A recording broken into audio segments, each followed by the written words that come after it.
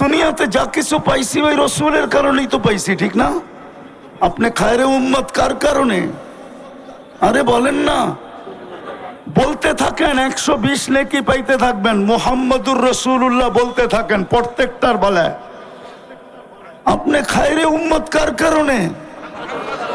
আপনি আল্লাহর হাতে বাছাইকৃত হইলেন কার কারণে? আর দুরূদ পড়লে আরো 30টা পাবেন। তো বাছাইকৃত হইলেন যার হাতে, খায়রে উম্মত হইলেন যার কারণে। একটা না, দুটা না, 4টা স্টার লাগলো যার কারণে। হাজারো কোটি সম্মাননা পাইলেন যার কারণে। এক রাত্র 83 বছর পাইলেন কার কারণে? বলেন। আরে 83 বছর বোঝেন কি? লাইলাতুল কদর কার কারণে পাইলেন? এক রাত্র 83 বছর। আমি তো বলি, এই বৃদ্ধ যদি 80 বছর বয়সের হয়, উনি যদি দুনিয়ার থেকে চলেও যায়, আল্লাহ যদি জিজ্ঞাসা করে কতদিন ছিলে, 80 বছর, হিসাব দাও, তো বুক ফুলায় বলতে পারে এক রাত্রেরটা দিয়া নেই, বাকিটা পরে দিব। এক রাত্রই তো 83 বছর ছিল, আমি ছিলাম 80 বছর। 80 থেকে 80 বাদ দিয়া দেন, কিচ্ছু দিতে হবে না।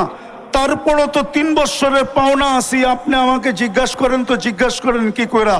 চার্জ করেন তো চার্জ করেন কি কইরা? আমি তো উল্টা আপনার কাছে পাওনা, আপনি আমার কাছে পাবেন তো পাবেন কি? 83 বছর পাইলেন কার জন্য? আজকে ওই উম্মতের যুবকরা নেটে চুল কাটে, নেটে দেখা কি কইরা বলেন? সব নেটে দেখা চুল কাটে, জিজ্ঞাসা করেন।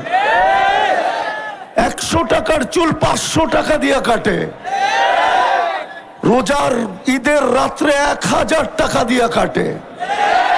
সারা রাত্র নেটের ভিতরে চুল ডিজাইন চয়েস করে, তারপরে স্ক্রিনশট দেয়, তারপরে সেলুনে নিয়ে যায়।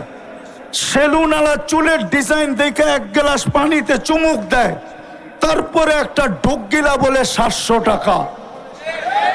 ও বলে টাকার প্রশ্ন না, ডিজাইন চাই। যেই রসুলের জন্য এত কিছু পাইলেন, এত কিছু পাবেন, এই উম্মত তো কিয়ামতের মাঠে দাঁড়াবে না। এই উম্মত তো আল্লাহর পাশে স্টেজে দাঁড়াবে। কেননা এই উম্মতকে নির্বাচিত করছেন আল্লাহ নিজের জন্য। এই উম্মত তো আল্লাহর জন্য নির্বাচিত, নাইলে এই উম্মতের তো জমিনে আসার কথা ছিল না। আমি হয়তো বুঝাইতে পারবো না, যদি জমিনে আসার কোনো প্রয়োজন ছিল না। কেননা ভালোবাসার পাত্র খাটবে তো খাটবে কেন? আল্লাহর মতো সত্তার যদি ভালোবাসার পাত্র হয়, ও দুনিয়াতে এসে ঘাম জড়াবে কেন? আমাদের আল্লাহ তো শুধু 99 পদের মালিক না। বহুত দিন পরে একটা হাদিস মনে উঠলো, দেখি বোঝে কিনা। আল্লাহ তো বলে, আমি ওই আল্লাহ জামা আউয়ালাকুম আখিরাকুম জিন্নাকুম ওয়া ইনসাকুম লাউ জামা আউয়ালাকুম আখিরাকুম জিন্নাকুম ওয়া ইনসাকুম ওয়া হাইয়াকুম ওয়া মাইয়িতাকুম ওয়া যাকারাকুম ওয়া উনসাকুম ওয়া ইয়াবিসাকুম ওয়া রুতাবাকুম ফি সাঈদিন ওয়াহিদিন ফাসআলু কুল্লা ওয়াহিদাতিন মিনহুম মাসআলা মা নাকাসা মিন খাজাইনি শাই কামা ইয়ানকুসুল বাহরু ইদা উদখিলাল মিখিয়ালু ফি। ও উম্মতে মুহাম্মাদি, শুধু তোমরা না, সমগ্র আউয়ালিন আখারিন, সমস্ত জিন, সমস্ত ইনসান, সমস্ত নারী, সমস্ত পুরুষ, সমস্ত জীবিত, সমস্ত মৃত্যু, সমস্ত ভিজা, সমস্ত শুকনা, সমগ্র সৃষ্টিও যদি এক ময়দানে দাঁড়ায় আর আমার কাছে যদি আশা অনুযায়ী চাইতে থাকে, আর আমি যদি সবার আশাকে পূরণ করি, আমার ভান্ডারে এতটুকু কমবে না যতটুকু সমুদ্রে সুই ডুবায়া বাহির করলে মাথায় পানি লেগা সমুদ্রে কমবে। আমার ভান্ডারে এতটুকু কমবে না। যেই আল্লাহ এত বড় ভান্ডারের মালিক, ওনার প্রিয় পাত্র, আমরা আল্লাহর প্রিয় পাত্র। প্রিয় পাত্র যদি না হইতাম, তো সমস্ত মানব জাতির ভিতর থেকে আমাদেরকে বাছাই করলেন, তো করলেন কেন? ওই প্রিয় পাত্র জমিনে এসে ক্লান্ত হবে কেন? কেন ক্লান্ত হবে? আরেকটা দলিল দিতেছি। আমাদের বয়স 60-70 বৎসরের বেশি দেন নাই, বোঝা গেল প্রিয় পাত্রকে বেশি খাটানো যায় না, বেশি খাটানো সমীচীন না। এই জন্য বয়স কম দিছেন যেন খাটতে কম হয়। তারপরও মনে হয় ভাবছেন বেশি দিয়া দিলাম কিনা, খাটনি বেশি হয়ে গেল কিনা।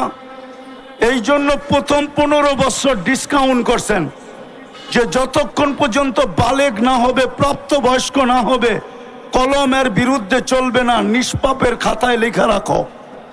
15 বছর বাদ তারপরও যা রইল, ভাবছেন এটাও বুঝি বেশি হয়ে গেছে, প্রিয় পাত্রকে বেশি খাটানো হয়ে যেতেছে কিনা। তারপরে আবার ঘোষণা দিছেন যতক্ষণ তুমি ঘুমাবা, চাই সৌদি যুবরাজের মতো 27 বছর ঘুমাইতেছে। সৌদি এক যুবরাজ আছে 27 বছর ধরে বর্তমানে ঘুমাইতেছে। কত বছর বলো? তোলাবারা ফতুয়া দিতে পারবা? ওর বিরুদ্ধে কলম চলে? ও জীবিত, ও যদি ভালো হয়ে ওঠে তাইলে ওকে নামাজ কাজা করতে হবে? আরে বলো না কেন? কলম ওর থেকে উঠানো। আমরা যতক্ষণ ঘুমানো থাকি ততক্ষণ কলম আমাদের বিরুদ্ধে যায় না, মাফ। তাইলে রইল কতটুকু? এটা কেন দিছেন? আল্লাহ আমাদেরকে নিজের জন্য নির্বাচিত করছেন। বলবেন কিভাবে? কোরআন বলে সুহাদা আলান নাস, কিয়ামতের দিন তোমাদেরকে সাক্ষী হিসাবে দাঁড় করাবো। যেদিন বিচার কার্য করব ওই দিন তোমরা আমার পক্ষে সাক্ষী দিবে। বিদায় আল্লাহ আমাদেরকে নিজের জন্য নির্বাচিত করছেন। কিন্তু কিয়ামতের দিন যখন আমরা সাক্ষী হিসাবে দাঁড়াবো, সমগ্র উম্মত বলবে যদি দুনিয়াতে না পাঠাইতেন তাইলে বলতো এরা তো দুনিয়াই দেখে নাই, এরা সাক্ষী দেয় তো দেয় কি কইরা। এই জন্য আল্লাহ আমাদেরকে সামান্য সময়ের জন্য দুনিয়া একটু পাড়ায়া যাওয়ার জন্য পাঠাইছেন। পাড়ায়া, কালকে যদি কেউ প্রশ্ন উঠায় যারা দুনিয়া দেখছে কিনা, তো আল্লাহ যেন আমাদের পা উঠায়া দেখায় দিতে পারে, এই যে দেখ পায়ে মাটি লাগানো আছে, এরা দুনিয়া পাড়ায় আসছে। যাদেরকে আল্লাহ নিজের জন্য নির্বাচিত করলেন। আমি শেষ জায়গায় চলে আসছি, আর লম্বা করতে চাইতেছি না। ওই জাতির আজকে অবস্থা দেখলে, তাহাফুজে খতমে নবুয়তের তো প্রয়োজনই হয়েছে এই জন্য, আমাদের জন্য। যদি আমরা নবীর আদর্শকে মানতাম, আর নবীর শান যদি জানতাম, আর নবীর প্রয়োজনীয়তা যদি আমরা জানতাম, আর যদি আমাদের ভিতরে প্রচার থাকতো, প্রসার থাকতো, একটা শুধু হইতেছে খতমে নবুয়ত। কিন্তু ঢাকা শহরে কয়টা হয় শানে রাসালাত? বলুক। আরে তোলাবারা বনো না, বাংলাদেশে কয়টা শানে রাসালাত হয়? সবই তো ওয়াজ মাহফিল আর তাফসির মাহফিল।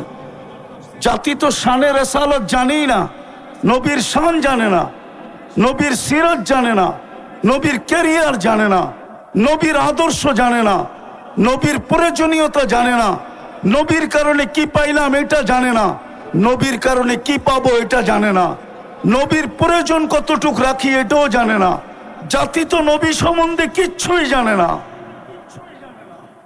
তাইলে প্রয়োজন হবে না তো আগাছা জন্মাবে না, তো জন্মাবে না কেন? আপনি ভাবছেন চিৎকার দিয়ে আইন নিয়ে আসবেন?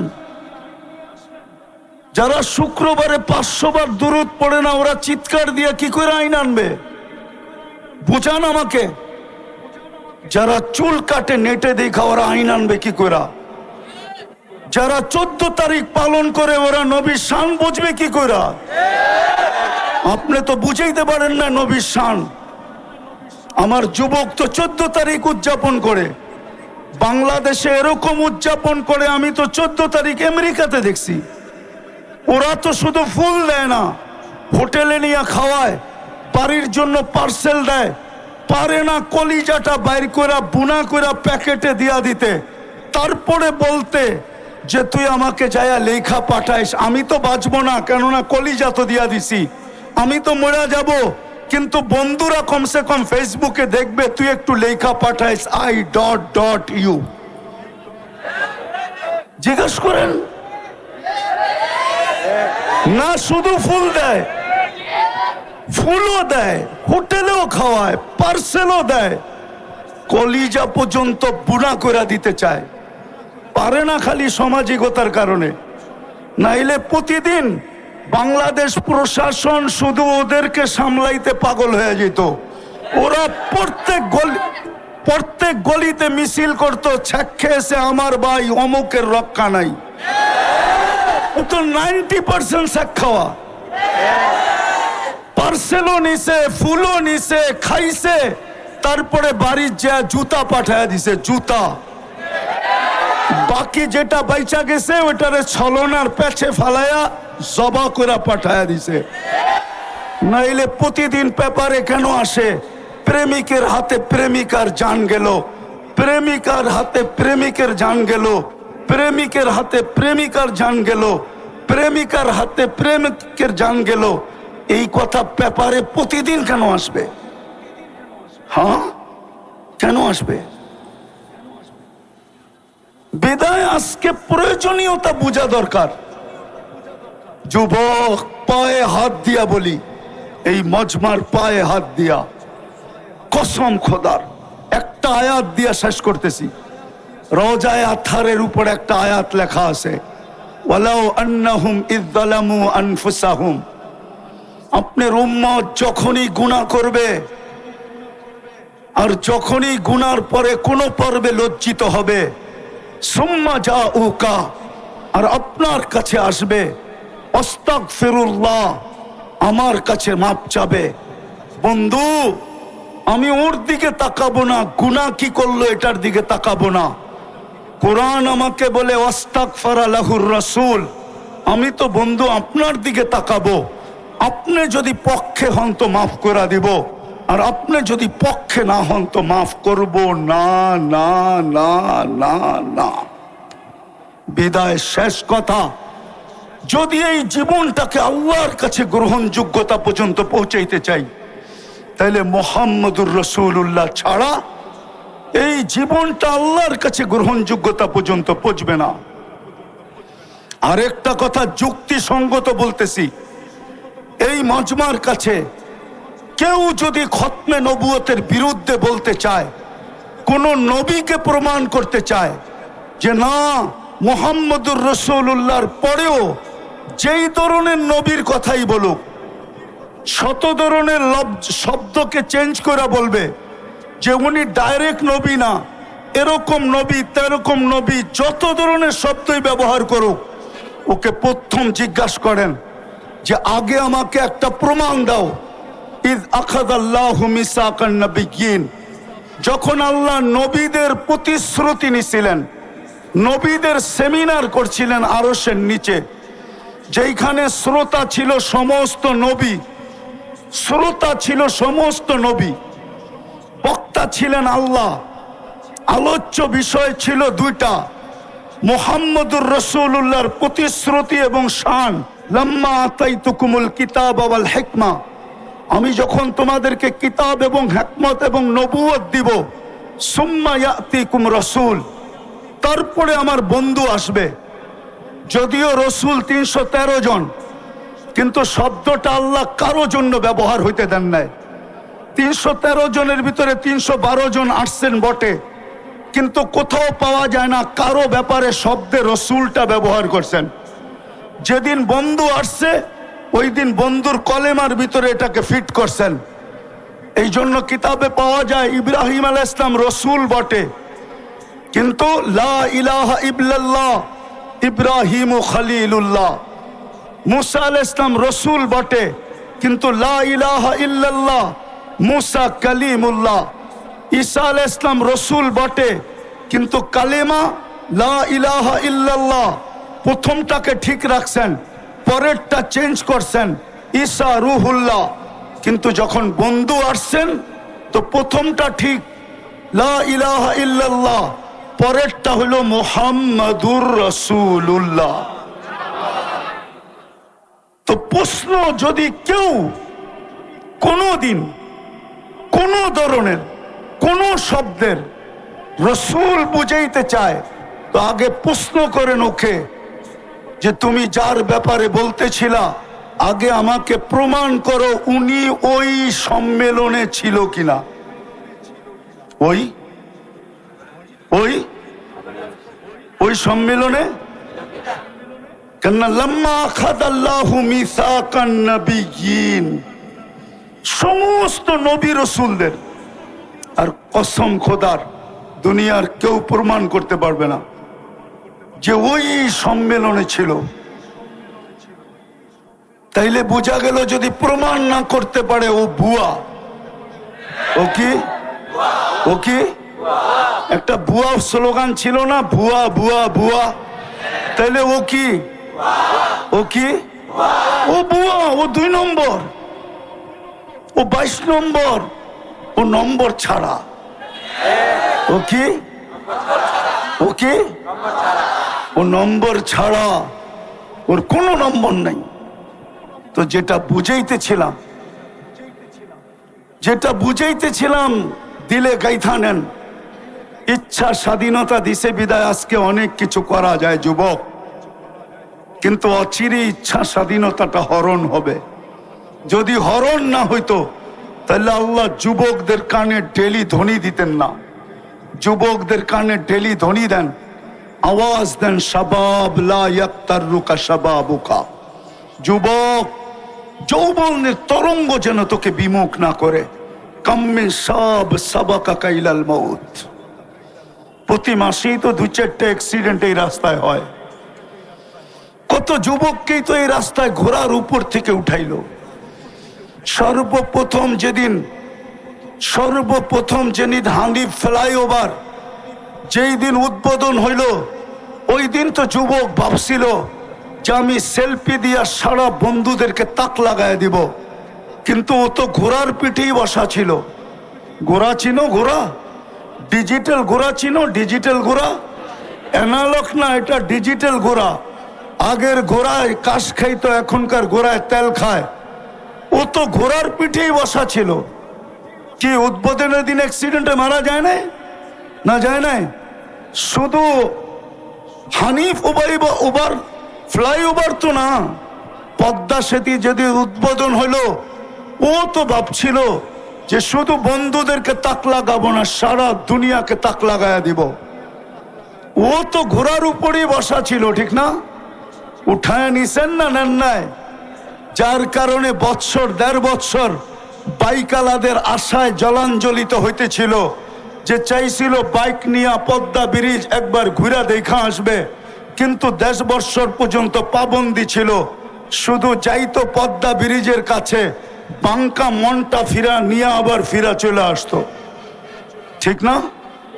শুধু একজনের কারণেই তো। আল্লাহ তো এটাই বুঝাইতেছে, শাবাব লা ইয়াক্তারুকা শাবাবুকা। দুনিয়া চামলে তাকুক। আজকে আমার কথা শুনেন, মুহাম্মদুর রাসূলুল্লাহ ছাড়া পার হওয়া যাবে না। মুহাম্মদুর রাসূলুল্লাহ ছাড়া পার হওয়া যাবে না।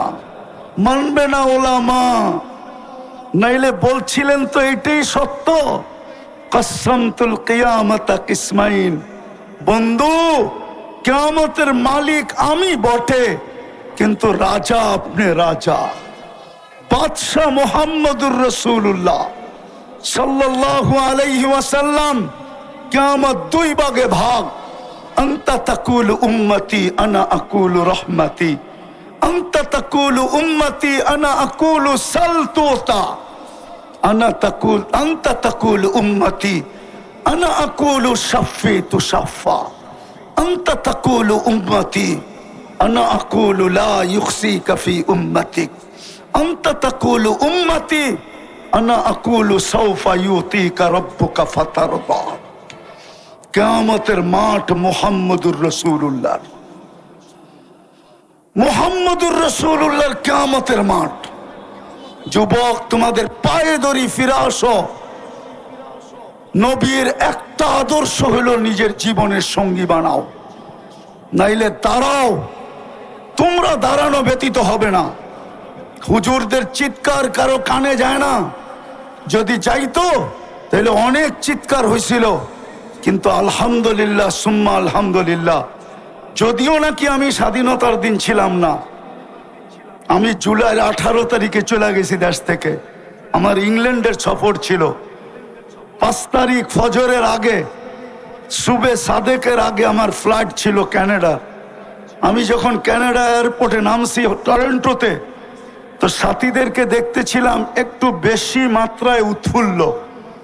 জিজ্ঞাসা করতেছিলাম তোমরা এত খুশি কেন? তো বলছে হবে না কেন, দেশ তো স্বাধীন হয়ে গেল।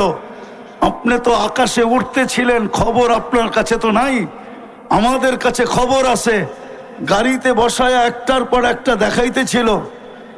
তো যুবক তোমরা দাঁড়াও, নবীর আদর্শ নিয়ে দাঁড়াও, নবীর আদর্শকে জীবনের সঙ্গী বানাও, মুহাম্মদুর রাসূলুল্লাহকে মনে প্রাণে জাগা দাও, জীবনে জাগা দাও। রব্বে কাবার কসম, মুহাম্মদুর রাসূলুল্লাহ যদি পক্ষে আসে তো গ্যারান্টি দিয়া বলতে পারি আল্লাহ পক্ষে হবে হবে হবে হবে হবে হবে।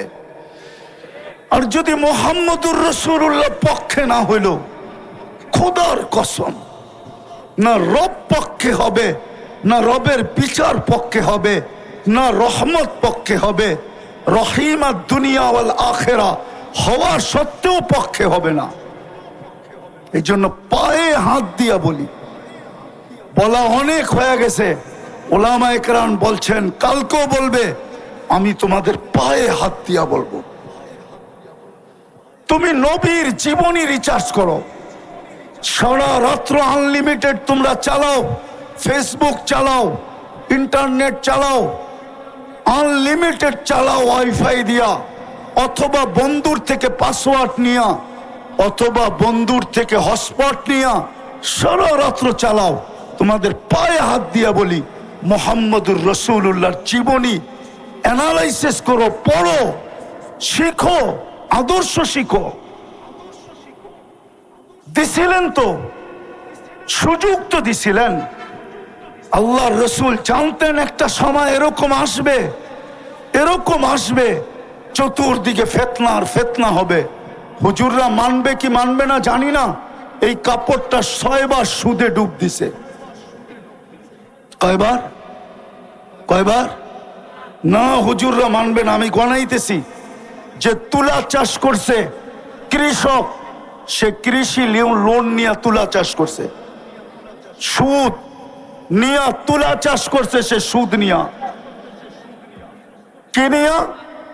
সুদ নিয়া তুলা চাষ করছে। কে নিয়া? কে নিয়া? সুদ নিয়া তুলা চাষ করছে। দ্বিতীয় যে তুলা ইম্পোর্ট করছে, সে সুদ নিয়া করছে। যে সুতা বানাইছে ও সুদ নিয়া মেল তৈরি করছে। যে গেরে বানাইছে ও সুতা নিয়া, সুদ নিয়া গেরের ফ্যাক্টরি করছে।